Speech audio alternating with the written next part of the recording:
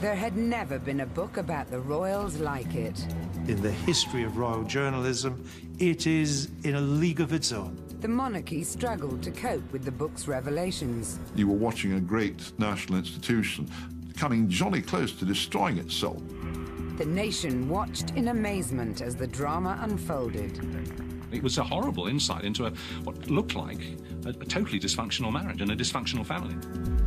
All made possible because of a desperate decision by a desperate princess.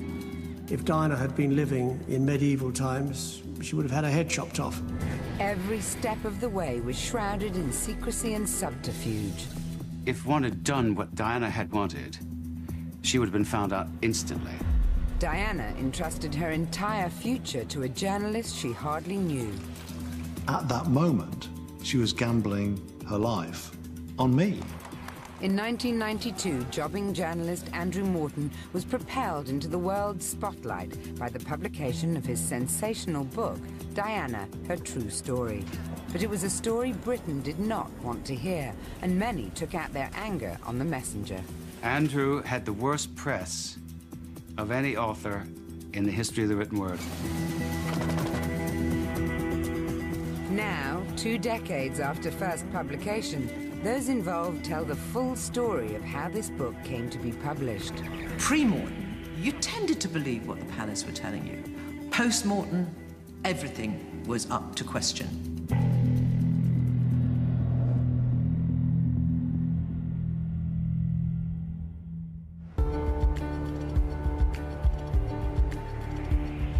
The royal family. For centuries, the embodiment of national pride, identity, and unity. On the outskirts of London, in the archive of author Andrew Morton, is evidence of a scandal that nearly destroyed them. These are some of the tapes, Diana. There's a tape here about Camilla Parker Bowles. The contents of these tapes are well known, but the full story behind Morton's incredible scoop that nearly brought down the House of Windsor all began in the 1980s, when he was working for a minor tabloid, the Daily Star, as a royal reporter. Breaking stories on the royals was always a difficult task for journalists. Coverage had been the same for decades. Every member of the royal family was treated with respect, and royal reporters didn't speak until spoken to. But the new princess, Diana, young and modern, started breaking down those barriers. Diana flirted constantly with various individuals in the media. She knew all of them, the regulars, by name, and she would seek certain ones out. One of the reporters who caught Diana's eye was the young Andrew Morton. In Italy, one day, Diana straightened Andrew's tie. And Andrew was a blusher, and he blushed a deep crimson while everybody looked on all agog at. Morton and the Royal Rat Pack followed Diana and Charles around the world. And it tended to be the lighter side of royal life that was reported. This was because the one overriding concern of every royal reporter was, don't upset the palace. The palace was powerful enough in those days, and it was well rumoured that if they wanted to, they could get editors to sack royal correspondents they didn't particularly like. Access is essential. Every journalist tries to talk directly to the source. But for royal reporters, that just wasn't an option. The journalists following the royal family can't actually talk to their subjects. You can't go up to the Prince of Wales or the Queen and interview them and ask them things. The royal family saw themselves as the firm, and every member said the same thing. You towed the party line, and what you talked about was the good works you were doing, the travels you were doing, the overseas visits you were doing, and nothing else. You didn't talk about personal feelings.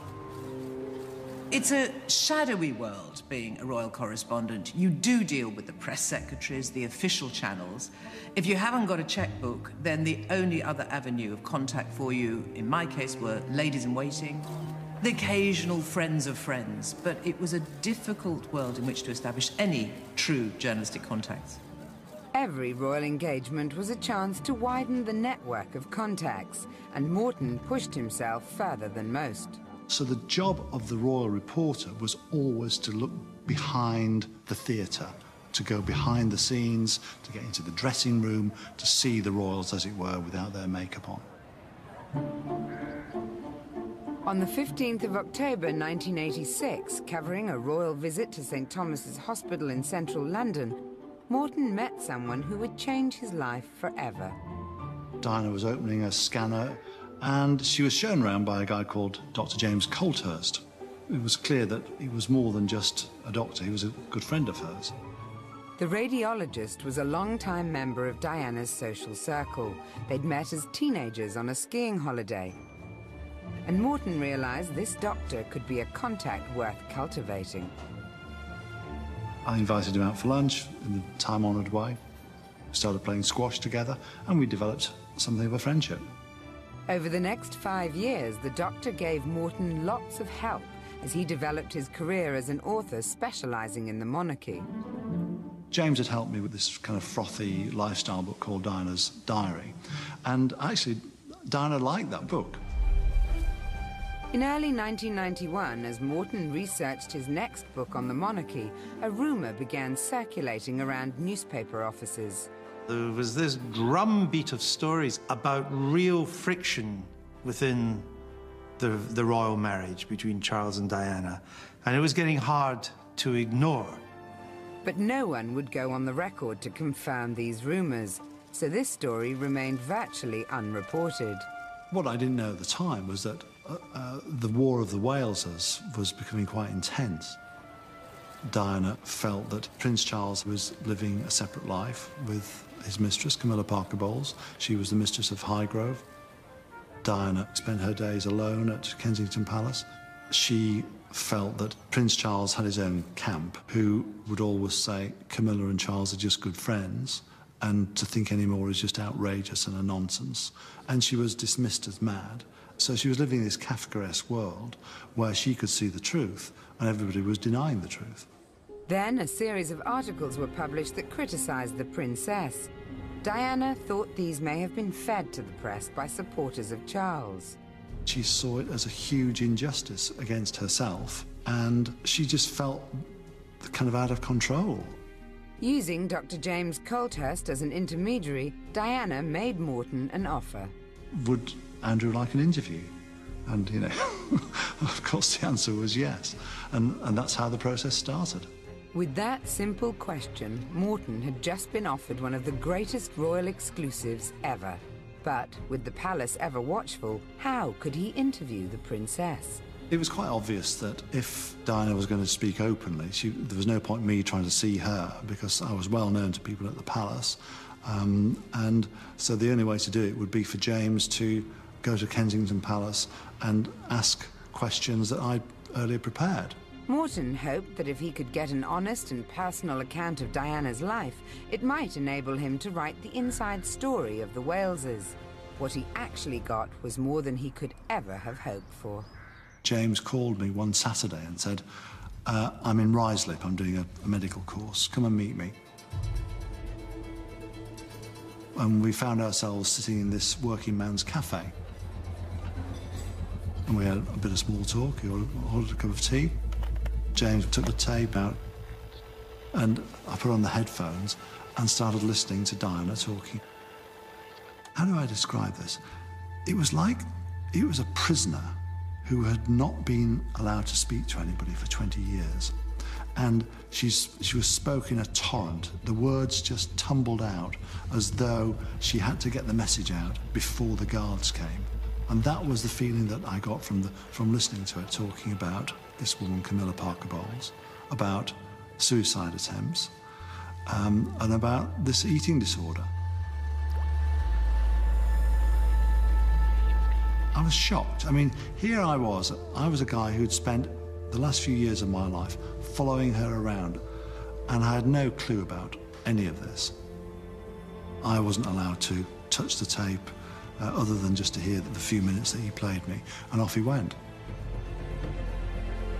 And I walked out of that cafe like I was walking into a parallel universe, that I'd been entrusted with this huge secret.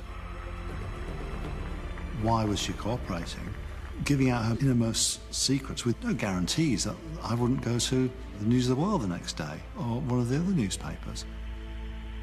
It was an extraordinary act of faith on her part, and, in a way, an extraordinary act of desperation. 1991. Andrew Morton, journalist and author, had just learnt an incredible secret. He'd listened to a tape in which Princess Diana revealed her private misery. This could be the greatest royal scoop ever, but Morton knew this wasn't the stuff of tabloid exposés. It had to be treated sensitively in a serious biography. So Morton took Dr. James Colthurst, the close friend of Diana, who'd made the recording, to meet his publisher. When somebody comes in and says to you, I've got this big thing, the first thing they start talking about is how much cash they want. He didn't want any cash at all. And that was very interesting to me. It just struck me as a genuine friend of Diana's who had a bit of a mission. When James produced his tape of Diana, they took no chances. We moved the staff out and we shut all the doors, and he played a fragment of this tape again. I was absolutely flabbergasted and amazed at the passion and the details of the story, obviously, were hair-raising and so surprising. O'Mara quickly realized Diana couldn't be revealed as the source of this book. Her involvement would have to be kept secret. Mike said, well, this is all very well, but how on earth are we going to prove this? Because obviously it was clear to all of us that if Diana was to become intimately involved in this project, she'd have to have deniability. Diana hadn't considered the consequences at all. She was really reckless. She hadn't thought this through. It was quite clear if one had done what she wanted, she would have been found out instantly. Their fear was if Diana was discovered as the source, the palace would use its power to stop her, and the book would never be published. So Morton and his publisher came up with a plan. Andrew would go out and interview a lot of the very closest friends of Diana and use them as Diana's voice. So when we discovered something from Diana, we got other people to say those things. And so the secretive process of interviewing the princess began. I would be writing questions for Diana, and James would go along to Kensington Palace, go to her sitting room, and she'd come in, lock the door because she didn't want some butler listening in at the keyhole, and James would start asking questions. He'd just literally go through the list. For each startling revelation, Morton needed someone to back up the princess. Diana even approached some friends herself, asking them to cooperate, such as old school friend Carolyn Bartholomew. Carolyn Bartholomew agreed only to speak about her school days, but she did also speak about Diana's bulimia. As the months went by, the book slowly took shape. On Fleet Street, stories sympathetic to Charles continued to be published. To help Diana redress the imbalance, Morton wrote a series of articles. He did an article for us called Truce, which was an attempt to try and stop the briefing and the counter-briefing that was coming from the Charles and Diana camps. I mean, by this time, to my amazement, they had basically formed two camps. In medieval times, it would have been two armies, and they would have fought in the middle of Hyde Park or something. Morton's articles weren't based on gossip, but accurate inside information, and it didn't go unnoticed. I think the reason why the royals became slightly troubled by what Andrew was writing was the quality of the information he was getting. He was getting some really interesting news about the workings of the Prince and Princess of Wales's office and the people around them. This was a new direction he was taking royal reporting. In July 1991, there's some notes about the call from Richard Kay. It says, you've got them rattled. Be careful. They're looking. Because you're getting it right. They're turning the place over very quietly. Someone from the palace, I believe it was one of the private secretaries of Prince of Wales, had called me up and asked me, had I seen Andrew, did I keep in touch with him, and did I have any idea where his stuff was coming from? And just by that, I knew it meant that they were concerned about it. A few weeks after that, actually, my office above an Indian restaurant was broken into. The door was broken. Files were rifled through, a camera was taken. James always kept the tapes, so it was difficult for anybody to find material. But obviously, you know, there was bits and pieces written down on notebooks. When Andrew's office was broken into, it was, oh my God, here we go. The feds have broken in, it's Watergate. Who did it? I've no clue. But it was a remarkable coincidence. I knew that he was getting a lot of strange phone calls, and he was convinced himself that his phones were being tapped, which seems highly likely under the circumstances. Fear of surveillance wasn't Andrew's only concern. No one was willing to go on the record about Diana's allegation that Prince Charles was having an affair with Mrs. Camilla Parker Bowles. Without verification, it would have to be dropped from the book. News of this was relayed to the princess. She was furious, and she was at Balmoral at the time, and she went to Prince Charles's briefcase and found a handful of letters and postcards from Camilla. She gave them to James, he let me have a look at them, and they left me in absolutely no doubt whatsoever that this was a relationship that was ongoing. Even that wasn't enough to prove that they had a sexual relationship. So we went to see a top libel lawyer, charged us £3,000 an hour, even in those days. He quite simply said, you can't publish that. He said to me, Mr. Morton, who do you think a court's going to believe, you or Prince Charles? I said, well, OK, we know they're having an affair, you know they're having an affair. We can't say it that way. How can we say it? And then he started earning his money. He said, if you don't talk about their affair, talk about a secret friendship. That might help you through your difficulties. Armed with these magic words, Morton completed his manuscript. His next step was to send it to Diana for approval. At first, she would delete whole sections. Anything to do with anybody that wasn't her, she would delete. So what we were afraid of was that the message was going to be blunted. There's one piece here that she's deleted that her first thought was of Camilla. She walked down the aisle at St Paul's Cathedral, seeing her in her grey dress and her grey hat. And I said in a note to her, these are key pieces of evidence and absolutely crucial to the story. The whole Camilla theme is blunted without this factual evidence. To give her great credit, she recognised the fact that what she said had to go in the book and what she knew to be true had to go in the book. And so her alterations are very few and far between. February 1992. Andrew and his publisher knew that the finished book would cause a sensation. To maximise publicity and income, they needed a deal for newspaper serialisation. With an asking price of £250,000, they headed to Wapping and approached the Sunday Times. I turned them down. I said I didn't believe it. I said rather sniffily, this is better off in a tabloid, not in the Sunday Times. And I thought, bloody hell. Honestly, I've got the hottest property in the world. None of these guys want it. Serialisation was key to the book's success, so Morton took the initiative. He made a call to a female friend of Diana's who had influence at the Sunday Times. A couple of people, much more establishment types than me, said, you know, Andrew, there could be some truth to this. We've heard things too. People who knew Diana's close friends. So we decided to have a look at it again. So I called Andrew Morton back in to grill him much more, and he stood up to the grilling. So he said, yes, we'll serialise it. Serialisation was a big deal because it gives the seal of authenticity. You've got a big newspaper group behind you. And this book needed some friends. The aim then was to try and keep it as secret as possible, because the word was out. Every journalist was desperate to read the book's contents, so a decision was taken to print at a secret location in Finland.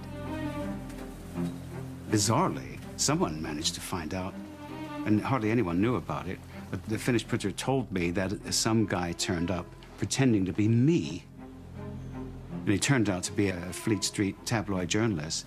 Turned up the plant saying, I'd like to go off with a set of page proofs, please. They were obviously incredulous and phoned my office and found me sitting behind my desk. As rumours circulated about the contents of Morton's book, some inside the palace began to question Diana herself. I said to Diana, I want you to look me straight in the eye. What do you know about Andrew Morton's book? And she did look me straight in the eye. And she said, I don't know anything. I've heard about it, but I know nothing. Serialization drew nearer, and the enormity of her actions began to dawn on Diana. As we got closer to publication day, she was definitely getting nervy. As D-Day approached, she said to a few people, I think I've done something that's going to change my life. Diana was putting an end to her royal life with this book, whether she fully realized it or not. She was going to have to face a different world. The night before, I remember sitting in the office in Wapping, pouring myself a whiskey, sitting on my own. You know, editors are like football managers. When things go well, you're a hero. When it goes badly, you have no friends at all. And I just sat in my office, and I knew that this was make or break. I was really nervous, yeah. I mean, it's a bit like someone who's been over the top in the trenches. I felt exactly that kind of feeling that I was going to be shot to pieces by a fusillade from the mass media. The first edition that said Diana driven to 5 suicide attempts, I have to say I gulped, because I thought, this is it. This is the sharp end of it now. I was very concerned whether or not writs were going to be flying, whether I was going to get a phone call from Andrew Neil saying, I've got 2 policemen in my office, and they're threatening to put me in prison. Rupert Murdoch called me, and he said to me words to the effect, it's now going to be really difficult for you. They are now going to come for you, no holds barred, and they are not nice people. Sunday, the 7th of June, 1992. The shocking revelations contained in Andrew Morton's book, Diana, Her True Story, were published in the Sunday Times, and the world was stunned. The furore when that first edition hit the streets was incredible. Diana, according to serialization, had tried to commit suicide.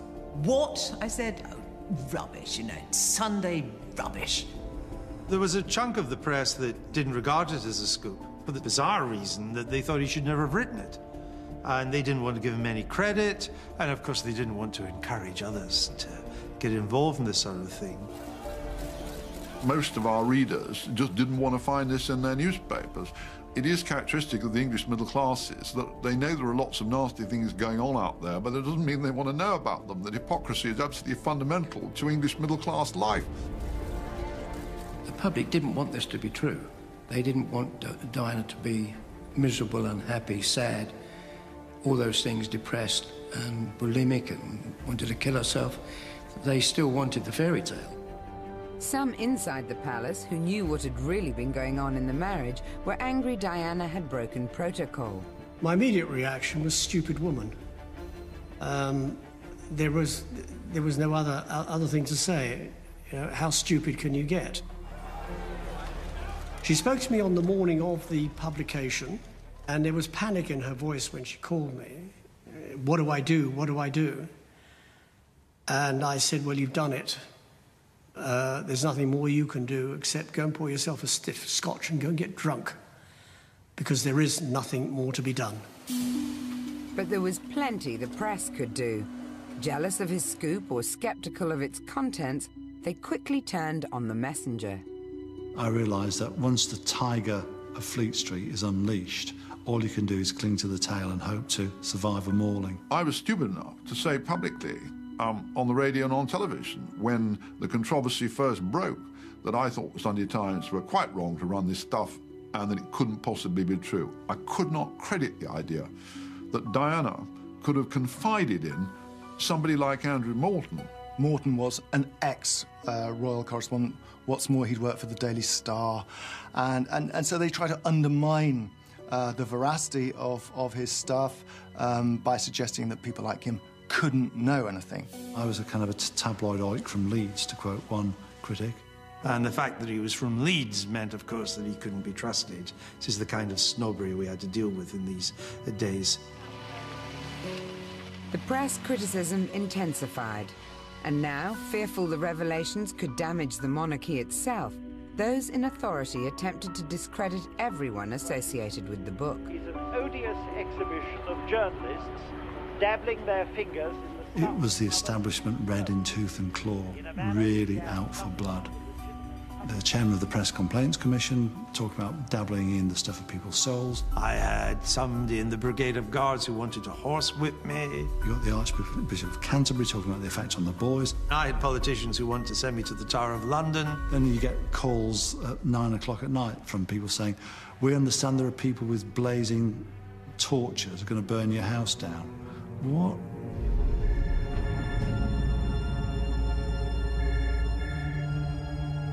Death threats were made by an Irish paramilitary organisation of some kind to my publishers and passed on to Scotland Yard, and they took it seriously.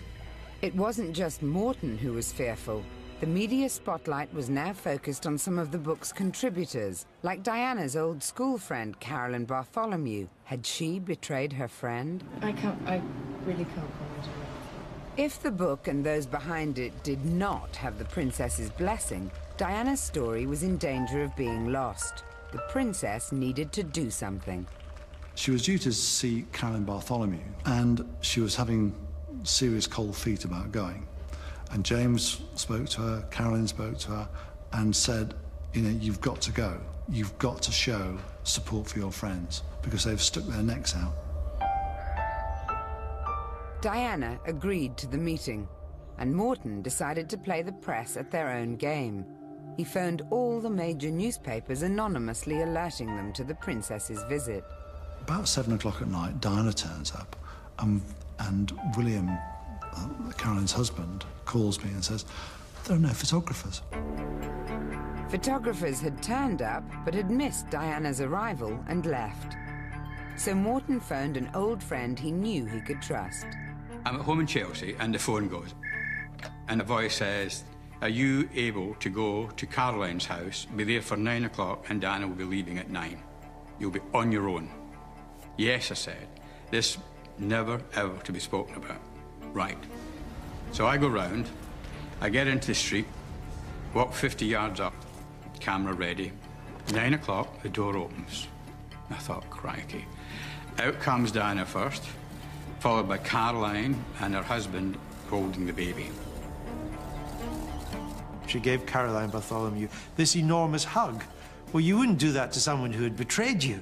And we took this as a clear visual symbol that Diana was telling the world that actually she had authorized what Caroline Bartholomew had said. Still, we didn't know that Diana had spoken, but if her friends had said it, then, and Diana had told them to, then it gave a whole new edge of veracity to the book. It wasn't necessarily endorsing. It was just Diana being manipulative when it came to the media. She once told me she was hunted and haunted by the media. But if you caught them on the one hand and rubbish them on the next, well, you can't help but being hounded. If you're asking for it, then it's going to happen. You can't pick and choose when they're going to do it.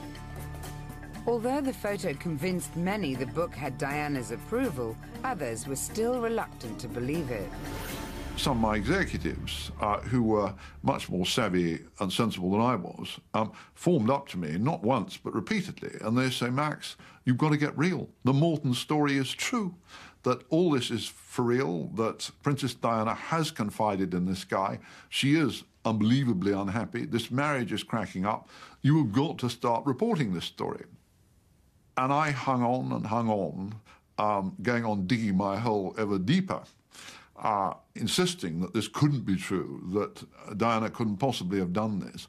And, of course, I was absolutely wrong. It was a wake-up call for the establishment because they had to start thinking, well, hang on, this isn't just some tabloid tittle-tattle. I want the great British institutions to survive and prosper. I don't want to be involved in bringing them down, and that's the end of town I come from. But that sometimes means, and it did in this case, that one failed in really doing one's job as a journalist. Serialization had generated huge publicity for the book, but surprisingly, some stores refused to stock it, and pre-orders were very low. The book trade was not really treating this book as the blockbuster I knew it was. And the word always was, oh, this is this royal tittle-tattle. It's all in the newspapers, they're not going to buy a book. Who's going to pay £15 for all this? I said, everybody. On the 16th of June, 1992, 10 days after serialization began, Morton's book went on sale to the public. My sales reps were telling me, no, the interest isn't there. You know, you've really overcooked this one. 50,000 copies, you're crazy. As it turned out, I'd printed enough to last one morning. I realised it was selling well when people were stealing it and running down the streets of the shop, and the booksellers were chasing after them because it had so few stocks. I mean, the book sold out within a matter of hours. The whole world, it seemed, wanted to read what Morton had said, and why not? You know, this was a very, very important marriage about to explode, it seemed. Morning to you. Well, the Daily Telegraph thinks he should be hung by the neck very slowly until he dies. The New York Times, apparently yesterday morning, Andrew Morton, thinks you would have won the Pulitzer Prize. If this, Morton, now a household name, was thrust into the spotlight to defend his book. He was very inexperienced at television in those days and quite nervous. And I remember going to see him about half an hour before the show, and he said, "How do you think I should be?" I said, "What do you mean?" And he said, "Well, I mean," he said, "do you think I should tell a few jokes?" I said, "Andrew, you've got death threats, you've got basically, you know, a long time in the Tower, just around the corner, you've got most of Fleet Street up against you, and a lot of the public are up in arms and think you're a liar. Please don't tell any jokes." Just play it straight. Are you hinting that Diana may leave Charles? Because if she's not going to leave him, it really doesn't matter. It's their own private business, isn't it? Well, as Stephen Twigg, one of her counsellors, said at the weekend, and he'd seen her on Friday, that she's determined to resolve this crisis because otherwise there's going to be a tragedy. And what he meant was that there will be a tragedy for the House of Windsor, for the monarchy, because what does that mean? she would, what does she he would mean leave. by that? She will go? Yes. This is the enormity of the problem that we're facing at the moment. Now, in the past, you mentioned... After 18 months of secret research and planning, Morton's book was an international success. It sold 2 million copies in 2 months and was translated into 20 languages. But for Diana, a curious thing happened. Royal life seemed to return to normal. The marriage appeared to be still working. They were together, and to all intents and purposes, it looked like she'd been brought back in by the palace and was sort of under their control again. When James Colthurst first asked Diana what does she want with this book, does she still want to be with Prince Charles, she said yes, she did. She wanted him to come back to her. And that conditioned the way he responded to me throughout the book. He had this ulterior aim. But when the book came out, the situation between Diana and Charles had got so bad, she couldn't bear to be in the same room with him.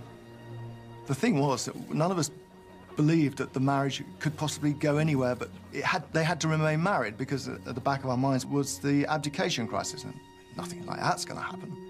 But 6 months after Diana, her true story, was released, an announcement was made that would change everything. I wish to inform the House that Buckingham Palace are at this moment issuing the following statement. It had been 6 months since the release of Andrew Morton's book, the greatest scandal to rock the royals in modern times. And although the Prince and Princess of Wales were trying to carry on as normal, the cracks in their relationship were impossible to hide. It was a total charade, and that charade was exposed during their trip to Seoul in South Korea. The media had made up its mind. They weren't wrong. A lot was open to interpretation, but you see 2 people standing together, looking in different directions with a gap between them that you could put a double-decker bus through, then that speaks volumes. It doesn't need me to say anything. Most people still hoped that this marriage would get through whatever difficulties there were. They kept it on the road for a while, and the royal family tried to dampen things down. But as the year went on, it was clear it was all over. It is announced from Buckingham Palace that, with regret, the Prince and Princess of Wales have decided to separate. Their Royal Highnesses have no plans to divorce, and their constitutional positions are unaffected. It was a big deal. I mean, this is the future king and queen after 10 years of marriage. The fairy tale was ended. there was widespread shock. I mean, we all thought Charles and Diana had used the intervening 6 months since Morton to sort out a new life together. They would work it out. Her Majesty and His Royal Highness particularly hope that the intrusions into the privacy of the Prince and Princess may now cease. Once it became clear that Diana, her true story, was her true story, the ball game had changed, and people were not taking the palace's word for granted anymore. Because let's face it, they had been spun a story for years that was a pack of lies. I remember having a conversation with one of Prince Charles's press secretaries at the time, and he says, well, of course we knew all this all along, but we couldn't say anything. I said, well, you were feeding us a lie then. You were lying to us, in short. Yes, but we had to. I mean, think about the alternative, and I can see their position. But yes, we all thought that we'd been conned somewhat. The press no longer took the palace at their word. They were determined to uncover the next big scandal. It was open season on the royals. Royal reporters were on a warning, I suppose, from their editors to go out and get something, so there was a lot of digging going on. We probably were more aggressive in the weeks and months after the Morton book, simply because we felt that there must be more than this. Would you run out of film? And with a little digging, then maybe we can come up with some more. And sure enough, within a matter of months, 2 or 3 months, some quite astonishing things came out. Both Diana and Charles were victims of phone tapping. Squidgygate revealed Diana's close relationship with James Gilby, and Camillagate was a huge embarrassment for Charles. These tapes had been sent to the press years earlier, but were never published for fear of upsetting the palace. Morton's book had opened the floodgates. These tapes had been around. They'd been around since before Morton's book. But suddenly, in that febrile atmosphere, in the summer of 1992, there suddenly seemed an appetite for anything and everything. After this humiliation in the press, Diana and Charles went on the offensive. Both gave television interviews that were every bit as frank as the revelations first exposed in Morton's book. I said to the Prince of Wales' private secretary, you're all bonkers. This is absolute madness for the Prince of Wales to tell all, to put his side of it. And the private secretary, Richard Aylard, he said to me, but we've got to do something. And I said, but why? I said, the Queen's done brilliantly by doing absolutely nothing all these years. It was airing dirty washing in public. Unfortunately, being members of the royal family, your washing is already being aired for you without you having done anything about it. But when you start doing something about it, then the lid's got to be put on it. And that's when the Queen stepped in and said, OK, you two, make up your mind. Are you going to stay together or are you going to get divorced? But this can't go on like this, because it's damaging the institution. 4 years after publication of Diana, Her True Story, the future King of England and his would-be Queen were divorced. Diana immediately cut all ties with the palace and tried to resume a normal life. The press kind of backed off, but there's a group called Paparazzi who didn't back off. They saw a very fast and lucrative buck to be made, and they pursued her relentlessly. She couldn't move anywhere without a lens within feet of her face. Because she had no protection, she had become a business for freelance photographers. Just like, you know, wolf cubs. Once she ran, they ran with her. Diana told me how she felt hounded by the press, how she didn't use the word hounded, actually, she used the word raped. She felt raped by the press. I got to know Diana, not well, but as well as most newspaper editors of the time did, and she was a very sad and lonely figure.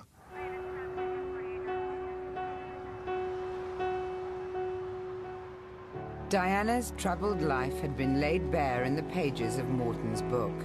Because of this, the public felt a connection to the princess more than any other royal.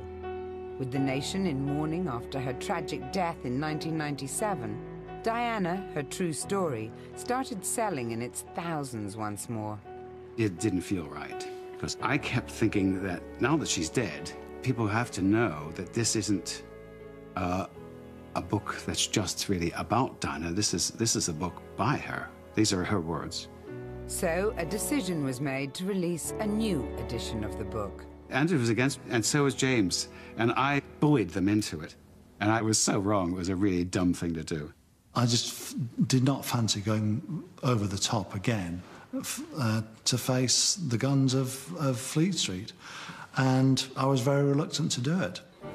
This re-release revealed Diana's true involvement and included transcripts of her tapes. Although the book sold in huge numbers, there was also further condemnation. I should have seen it coming, this tsunami of outrage and abuse, which hasn't really stopped today. I mean, from Andrew's point of view, Andrew is a famous author, but he took the hit, not so much me. You know, the fact that here's an author who's interviewed a subject, shock. I mean, it was risible, the attacks on me, but that was the way it was at that time. Diana, her true story, and its re-release after her death, bookended a 5-year period that rocked the royal family, and it continues to have an effect on the monarchy today. I think that the Morton book was not quite on a par of the abdication crisis, but it wasn't far off. It had a huge impact on the royal family, because I think once they recovered from the shock, they realized they had to get their act together. And the slow rebuilding of the royal family's position in British society and the repositioning of the royal family as well, I think started in the aftermath of Andrew Morton's book. Andrew Morton's book was ahead of its time. It was the first book of its kind to talk about not the history of the royal family, what really happened between Edward and Mrs. Simpson, but this was here and now. This was a snapshot of a collapsing marriage. And inevitably, people found that upsetting, even if they came to accept it. And a lot of people, to this day, I think, wished he hadn't written it. It was one of the few times a book changes history and changes what is actually going on at the time. But how will history remember Morton, the much maligned messenger? He was probably one of the best royal journalists ever to do what he did. There's people today who claim they're this, that, and the next thing, and again, they're the meringue makers of this world. There's very little substance to anything they say. Whereas Andrew Morton pulled the curtain back and said, look what's going on in here. I'm very proud of Diana, her true story. I'm glad that the book came out and, in some ways, helped Diana achieve what she always wanted to achieve, which was freedom and a degree of personal happiness. Andrew has had the worst press of any author in the history of the written word, I would say. What has Andrew done? He's published biographies of various people that sell rather a lot of copies. People like reading them. He's published the most sensational, most influential book about the royal family ever published. And somehow or other, he's come out of this as a very bad person. And it's kind of hard to figure.